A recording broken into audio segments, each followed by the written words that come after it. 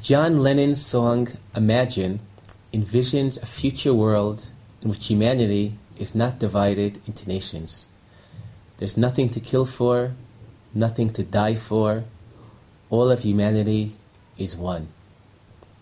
We could debate about the future, but according to the Torah, this vision, in fact, was a reality in the past. God created us with one ancestor for reasons, according to the Mishnah in Sanhedrin, is that there should be shalom, there should be peace, that no one could say to the other, my father is greater than your father.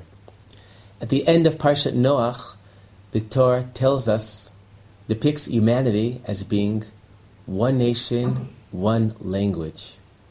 So the question is, what happened? What went wrong? How was the original unity lost? The answer to this question lies in the story of the collapse of the Tower of Babel. And if we understand that story's message, we can understand the significance of the diversity of mankind today. Most people understand the story of the Tower of Babel according to Rashi's approach. Rashi sees that the reason God destroyed led the tower to be destroyed is because mankind was overly ambitious. It wasn't enough for them to be given mastery of the earth. They wanted the heavens as well. So they built a tower to storm the heavens, and God, to stop them, had to lead to the collapse of the tower. According to this approach,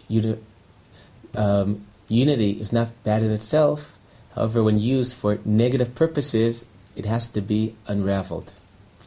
However, Rashi's grandson, the Rashbam, takes the opposite approach. Humanity weren't overachievers, they were underachievers. At the beginning of the Torah, humanity is given a purpose, a mission. We are designated to fill the earth, to conquer the earth. In the Tower of Babel, humanity didn't want to spread out. They wanted to all stay together. And the Rashbam's approach is quite explicit in the verses.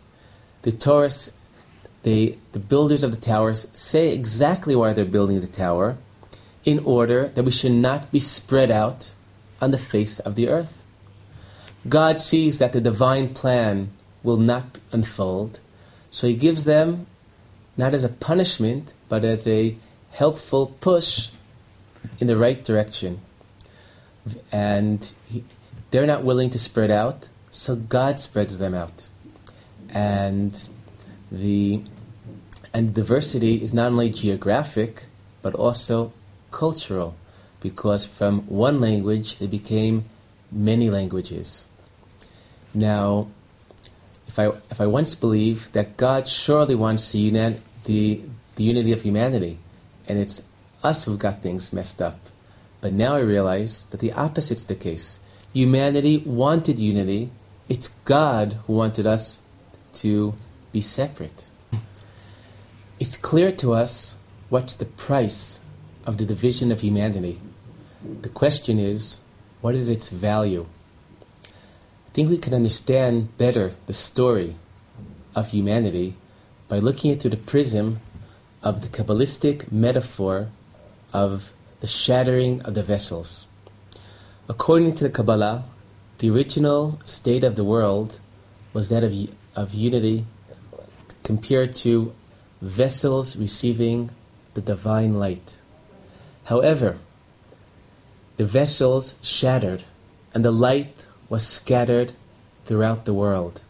The purpose of our world is to rebuild the vessels and allow the divine light to shine again into them. By comparing it to the story of humanity, I would say humanity began unified. This original unity was shattered, and ultimately, based on the visions of the prophets, humanity will return to a state of unity. Now, the big question is, why was the original unity shattered? What made God lead to this cataclysmatic event? There are many answers to this question. I'd like to share you the answer of Rav Kook, which I think is very apropos to the application of this metaphor to the story of humanity. According to Rav Kook, the world began unified, but that meant it lacked diversity. And unity without diversity is the making of a totalitarian world, which books such as Brave New World in 1984 aptly described.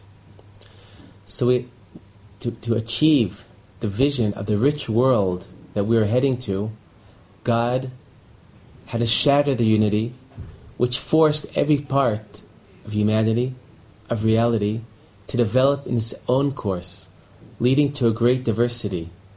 There's a great price in paying to this diversity, but ultimately, the vision is to come back to a world returning to unity, but a different unity than we had at the beginning.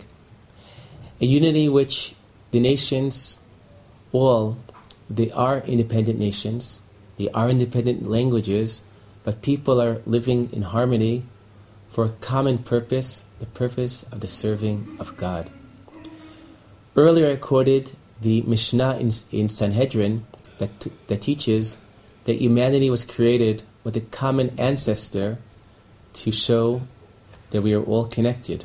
That, however, the same Mishnah in Sanhedrin teaches us the opposite point from that same fact. The Mishnah in Sanhedrin gives another reason why we were all created with one ancestor, to show us the greatness of God. When we make a mold, everything that comes out of that mold will be identical. But when God made a mold, and out of the mold came the first man, the greatness of God allows that all of humanity coming from that first man, each different than the other. And because of the uniqueness of every person, the Mishnah concludes that we can all say, Bishvili nivra ha'olam, for me the world was created. Shabbat Shalom.